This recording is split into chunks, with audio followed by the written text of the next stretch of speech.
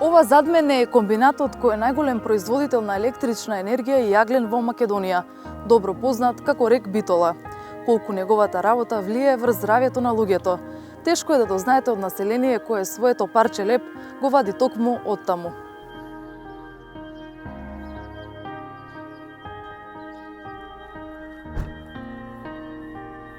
Како се живее покрај ваков комбинат? Дали ви пречи, загадува ли? Од која партија сте? Молам? Која партија сте? Не сме од партија, новинари сме. Ние сте. Новаци. Село со голем потенцијал на природни богатства и административен центар на областа.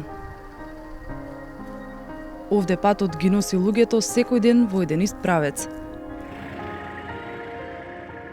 А таму, изборот за работа е или откоп на јаглен, или земјоделство.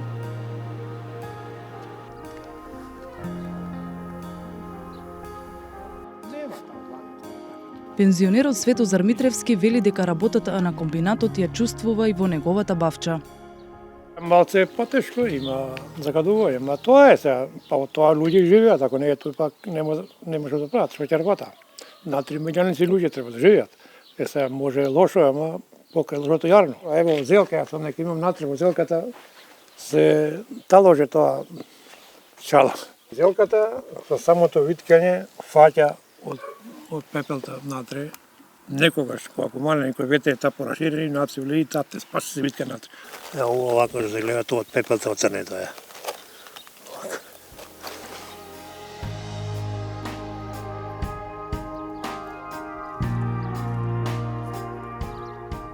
Куќата на Светозар е во близина на комбинатот. Ами лети зиме исто е тоа, чадето е секогаш. Зиме, ако тера наваќи, ние, ако тера на монија има мако тасано, секогаш така е. Барајќи соговорници низ селото, наидовме на човек на велосипед. Задишаноста ја припишува на загадувањето. Едно прашање ако може? Гледаш ја, кондиција ич, тешко, многу загадено стоја. До 99% загадено. Мноштвото жители на Новаци кои се вработени во РЕК Битола не се охрабрија да застанат пред камерата. Велат, нивната мака најдобро ќе ја раскаже отец Душко, парохиски свештеник во селото и активист за заштита на животната средина.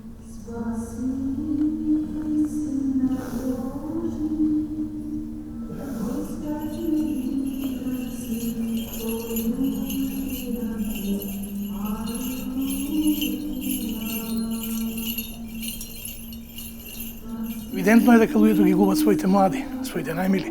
И многу од нив ќе чуете како ќе речат, Господи, нека има некаков ред, нека одат луѓето со некаков ред. Во ова место, во ова поднебје, луѓето заменуваат некако без ред. Некој ќе рече и во светот е така, но тука е навистина алармантно и очигледно дека нешто не е во ред со оваа животна средина. Не сакам да звучам како некој кој шири паника, но верувајте ми, тоа е негативна енергија од која вие не можете да се ослободите никогаш. Некој ќе рече тоа е моја професија, но сите кои се таму никогаш не може да се ослободат од таква негативна енергија кога човек испраќа некој млад, затоа што некој не води грижа за животната средина. Свештеникот беше единствениот што прифати да не придружува до жариштето на проблемите. Оние РЕК и Битола во моментов имате, односно овдека имате елементарна непогода од подолг размер. Континуирано се загадува животната средина. При првиот ветер, се она што го гледате тука, целата таа пепел, целата таа прашина се разнесува низ Пелагонија, доаѓа во дворовите, во куќите на луѓето кои не можат да просрат алишта, например, надвор. Но сето тоа, за жал, ако погледнате, ќе видите дека е оставено, употребено, злоупотребено и оставено на завод на времето. И затоа при првиот ветер, сето ова што не треба, се носи таму каде што не треба и преку храната ние го внесуваме во нашите организми и затоа се случува она што се случува. И покрај директните алармирања до комбинатот, со години ништо не се менува. Ова е отворениот систем за одлагање пепел и згура од комбинатот. Согорувањето на јагленот во РЕК Битола ги создава овие ридови со остатоци од процесот на работа. Доколку оваа површина соодветно не се третира, таа може да биде опасна по здравјето на луѓето во околината. При работа на трите блока на термоелектраната, со согорување на јагленот се создава околу 150 тони пепел на час и речиси 16 тони згура. Овде е рудникот и тука се копа јагленот. Тука се одлага пепелта. Токму овие вештачки ридови од пепел беа мотив за универзитетскиот професор по хемија Трајче Стафилов да се зафати со обемно истражување. За него, рек Битола е една од најопасните екоточки во земјава. Ваков отпаден материјал, пепел, добиен при согрување на лигнити, има зголемена содржина на одредени радиоизотопи, тоа е општо познато. Прелиминарните анализи извршени во Институт за јавно здравје покажа дека специфичната радиоактивност на одредени изотопи има 3 до 5 пати поголема радиоактивност отколку што е нивната радиоактивност во почвата од таа околина. И ако се собере вкупната радиоактивност од сите овие радиоизотопи, таа е меѓу 400 и 500 бекерели на килограм. Значи, бекерели на килограм како радиоактивност. Што според правилникот за радиоактивен отпад ја приближува кон дефинирање на радиоактивен отпад. Истражувањето на професорот покажало дека ветровите ја носат прашината и до градот Битола, кој е на 15 километри оддалеченост од рек. Во просторот од рек до Битола имаме дистрибуција на пепелта, иако се доминантни северните и јужните ветрови, но сепак имаме и ветрови источни, југоисточни, североисточни, кои што во одредени периоди пренесуваат пепел од оваа депонија отворена и кон градот Битола. Така што во тој простор примероците во МОВ има содржина на метали кои што се со повисока содржина во самиот пепел од она во почвите, како што е арсен, кадмиум, никел, олово и цинк пред се. И точно го одредивме просторот, ареолот, каде што тие вредности се повисоки, што значи индикација е тоа дека имаме во тој простор пренос на таква прашина во просторот. Истото тоа се потврди и со примероците од патна прашина.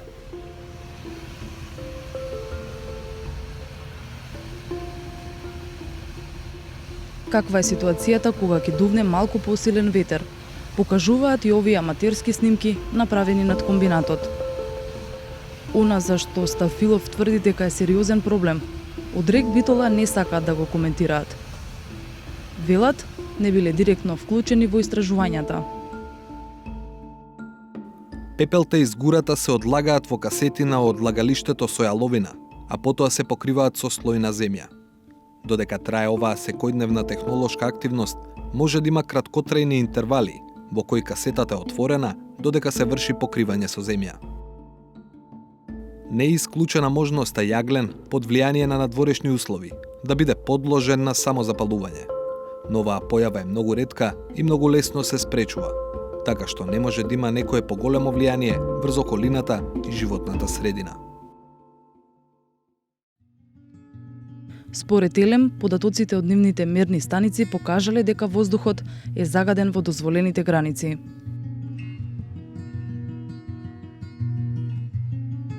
За првиот човек на општината, Лазар Котевски, рек Битола е капитален објект. Покрај општинските субвенции за бракови, награди за прво дете, бесплатно крштевање. Котевски вели дека комбинатот нуди примамливи плати како мотив младите да останат и тука да формираат семејства. Стално контактираме со раководството на рек Битола тука, да преземат уште поголеми мерки во тој дел. Тие има се некои проекти кои ќе спроведат овој откопо на јаловината што е, да биде што побрзо засипани тие ровови дупки, бидејќи при поголеми налет на поголеми ветришта се створаат големи облаци од прашина. И општината се обидува да работи на заштита. Една од мерките за садување на зелен појас, кој веќе е почнат во мал дел, ќе го продолжиме овие години натаму со засадување на брзо растечки растенија, тој како еден зелен појас да ги спречи тие налети од ветришта кои носат прашина во овој дел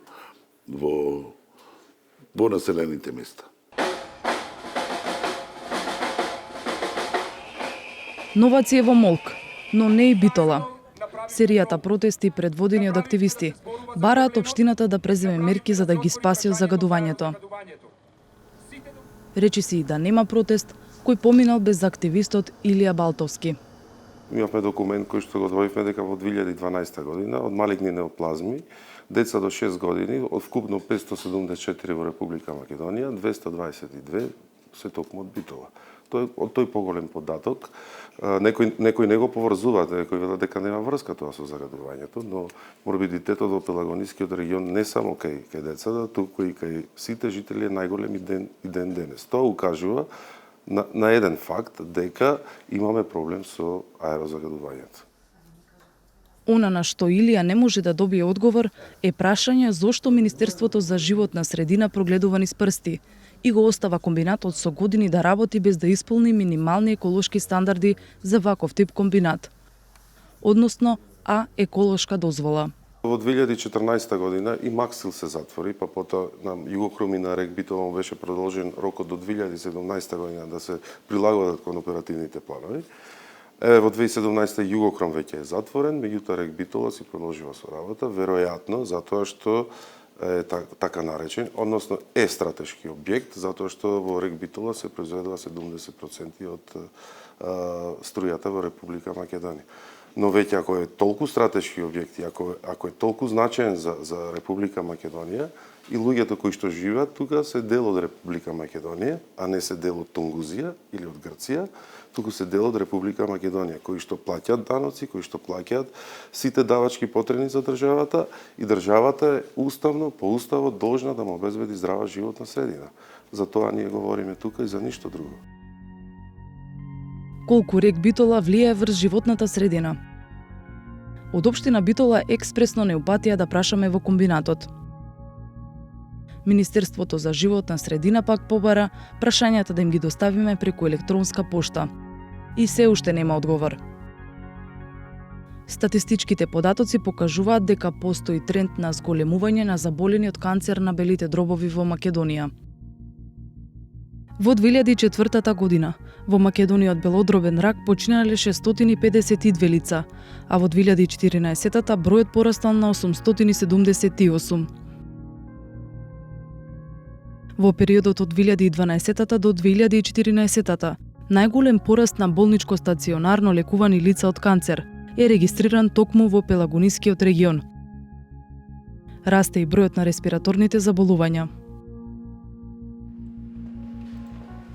Колку за оваа црна статистика е виновен Рек? Проблемот ни е двостран, емитирање на прашина како таква и зголемената радиоактивност на таквиот материјал.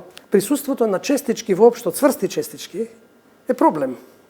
И ако вие внесувате прашина со мали димензии, таа се задржува во белите дробови, во организмот, и е проблем како физичка честичка. Ако има и нешто зголемена содржина на тешки метали, и ако таа растворливост во белите дробови или во желудникот на тие метали, тогаш може да имаме и дополнителен проблем. Зошто алармантните предупредувања не ја будат свеста кај најповиканите? За професорот е енигма. За отец Душко пак, битката продолжува. Просто сум сигурен дека никој нема намера ништо да промени. Мислам дека ќе продолжи онака како што и започнало. За жал, се додека целиот народ, сите оние кои се засегнати, не станат и не речат доста е, дајте нешто да преземеме. Сметам дека нема смисла сите да молчат, да седат и да се смеат и да констатираат дека ситуацијата е лоша, а неколку мина од нас да се бориме и да се справаме со тоа, но реков обврска пред, ако не пред друг, барем пред нашите деца е да го правиме ова што го правиме, колку и да звучи глупаво, идеалистички или не знам како.